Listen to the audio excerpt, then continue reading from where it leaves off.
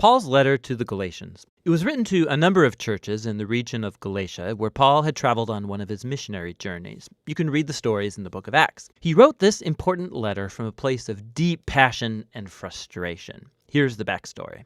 Christianity began as a Jewish messianic movement in Jerusalem, but its message was for all humanity, and so it quickly spread beyond Israel. By Paul's time as a missionary, there were as many non-Jews as there were Jewish people in the Jesus movement, and this sparked a huge debate that we know about from the book of Acts, chapter 15. Historically, the covenant people of God were focused in one ethnic group, Israel, and they were set apart by the practices commanded in the Torah, like circumcision of males, eating kosher, observing the Sabbath. And there were many Jewish Christians who believed that for all of these non-Jews to truly become a part of God's family, they needed to obey the laws of the Torah. And so some of these Jewish Christians ended up coming to the Galatian churches. They were undermining Paul and demanding circumcision of all these male non-Jewish Christians. And so many of them were. And when Paul found out, he was brokenhearted and angry. And this letter is the result. He first challenges the Galatians with his summary of the gospel message about the crucified Messiah. He then argues that this gospel is what creates the new multi-ethnic family of Jesus and Abraham. And then he shows how this gospel is what truly transforms people by the presence and power of the Spirit. He opens by expressing his bewilderment that the Galatians have embraced a different gospel. It's the one promoted by these Christians who badmouth Paul and demand circumcision. So Paul first defends the authenticity of his message and authority as an apostle. He was commissioned by the risen Jesus himself to go to the non-Jewish world. Remember the story from the book of Acts. Paul says it was only later that he went to Jerusalem to consult the other apostles like Peter or James. And when he told them he wasn't requiring non-Jewish Christians to be circumcised or eat kosher, they were in full support. But this tension ran deeper. Peter had come to Antioch to visit and see all of these non-Jewish Christians, and he was eating and mingling with them. But when some of this Jerusalem opposition group showed up in Antioch, Peter caved under their pressure. He stopped eating with these uncircumcised Christians, and he was avoiding them. And so Paul confronted and accused Peter of hypocrisy, of not staying true to the gospel. For Paul, demanding these new Christians to become circumcised and Torah observant, it's wrong-headed for all kinds of reasons. First of all, because it's a betrayal of the gospel. Or in his words, people are not justified by the works of the Torah, but rather by the faith of Jesus the Messiah. And we have faith in the Messiah Jesus. To be justified, or literally to be declared righteous, it's a rich Old Testament term for Paul. It's when God declares that someone is in a right relationship with him.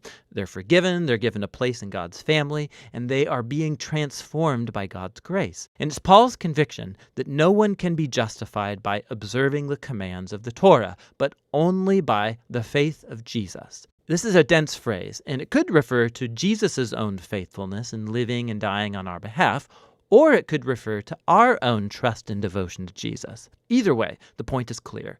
People are justified only through trusting in what God did for them through Jesus, not by what they do for themselves. At the heart of Paul's gospel is this claim that when people trust in the Messiah Jesus, what's true of him becomes true of them. His life, death, and resurrection become theirs. Or in his words, I've been crucified with the Messiah, and it's not I who come back to life, it's the Messiah living in me. And the life I now live, I live by faith in the Son of God who loved me and gave himself for me. And so the reason anyone can say that they are right with God or belong to Jesus' covenant family, it's not because they obeyed the laws of the Torah. It's only because of what Jesus did for them that they could never do for themselves.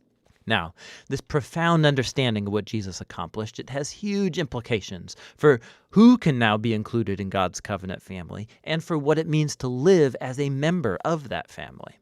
So Paul first turns to the stories about Abraham in Genesis, how he was justified or declared righteous before God by simply having faith, by trusting in God's promise that one day all nations would find God's blessing through him and his offspring. God's purpose was always to have one large multi-ethnic family of people who relate to him on the basis of faith, not on the laws of the Torah. But that raises an important question. Why did God give the laws of the Torah to Israel then?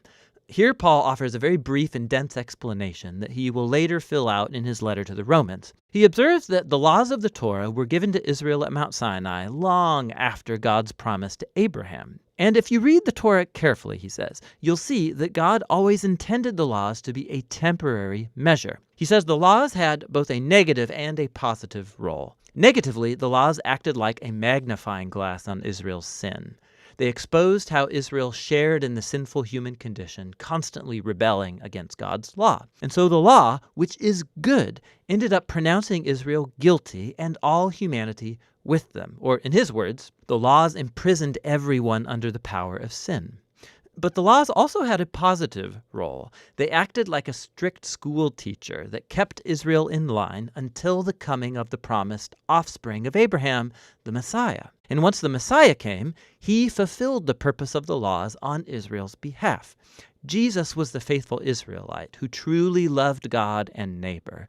And as Israel's king, he died to take the curse and consequence of Israel's failure into himself and bring redemption. And so now through Jesus, the offspring of Abraham, God's blessing can come to all people, regardless of their ethnicity, social status, or gender. For Paul, requiring Torah observance from non-Jewish Christians, it makes no sense. It's acting as if Jesus didn't fulfill God's promise or deal with our sins. It neglects the new freedom gained for us through Jesus and the gift of the Spirit, and it limits God's promise and blessing to one ethnic family. But, Paul's opponents might argue, the laws of the Torah, they're a proven guide to living according to God's will. How will non-Jewish Christians learn this? Paul responds in chapters 5 and 6 by describing how Jesus' transforming presence through the Spirit is the key. The laws of the Torah are good. They're wise, Paul says. In fact, they can all be summarized, as Jesus did, in the command to love your neighbor as yourself. But the laws, good as they are, they did not give Israel the power to obey them. In contrast, the good news is that Jesus did fulfill the laws on our behalf, and now he lives in us through the Spirit, making his people into new humans who fulfill the law by loving others. So Paul goes on to contrast this old and new humanity. The habits of the old humanity are obvious. These are behaviors that dehumanize people, they destroy relationships and whole communities. And while the laws of the Torah prohibited these behaviors, Jesus actually put them to death on the cross. So when a person trusts in Jesus and lives in dependence on the Spirit, his life becomes theirs and produces what Paul calls the fruit of the Spirit. This is Jesus' way of life that he wants to reproduce in his family so that they become people of love, joy, peace, patience, kindness, goodness, faithfulness, gentleness, and self-control. But this fruit isn't automatic, Paul says. It requires cultivation, just like real fruit. Or in his words, if we live by the Spirit, we have to keep in step with the Spirit. This requires intentionality. We have to learn how to prune off our old habits and cultivate new ones. And as we do so, we find ourselves carried along by the Spirit, as Jesus reshapes our minds and hearts and makes us into people who love God and others. And in this way, Jesus' people fulfill what Paul calls the Torah of the Messiah. In the end, Paul concludes, this requirement for Christians to become Torah observant or be circumcised, it's an adventure in missing the point. What really matters is God's new creation, this new multi-ethnic family of the Messiah, people full of faith in Jesus who are learning to love God and others in the power of the Spirit. And that's what the letter to the Galatians is all about.